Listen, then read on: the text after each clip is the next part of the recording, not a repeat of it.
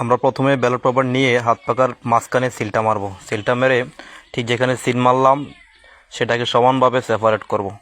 Separate করে বাস করে এটাকে আমরা যেন বাঙ্গাটা আমাদের একবারে সিলের উপরে পড়ে, হাত পাকার উপরে পড়ে, এবং লম্বালম্বি করে আমরা বাঙবো। বাঙ্গার পরে আরেকটা ঠিক এভাবেই বাঙ্গা দেব। বাঙ্গা দিয়ে এটাকে সমান বাস করে সুন্দর মতো দুভাগ করে আমরা এভাবেই একবারে বক্সে ঢুকিয়ে দেবো। তাহলে আমাদের বোর্ডটা সঠিক হলো এবং আমাদের এই বোর্ডটা পচা যাবে না।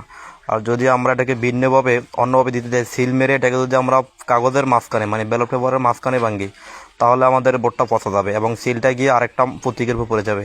এই বাঙ্গাটা আমাদের ভুল, এখানে আমাদের বোর্ড পচা যাবে, এভাবে দেওয়া যাবে না। আমি আবার দেখাচ্ছি। প্রথমে সিলটা হাত পাকায় মেরে আমরা কাগজের মাঝখানে ভাঙবো না, এটা লম্বা করে হোক বা ফাঁস করে হোক। যদি আমি কাগজের মাঝখানে ভাঙি, ব্যালট পেপারের মাঝখানে ভাঙি, তাহলে আমার বুটটা জাল হবে। আমাকে ভাঙতে হবে, হাত পাকার উপরে সিলটা মারতে হবে এবং সিলের উপরে সিলটা যেখানে মারলাম ঠিক ওখান দিয়ে আমার অর্ধেক করে এটা বাস করে ভাঙতে হবে।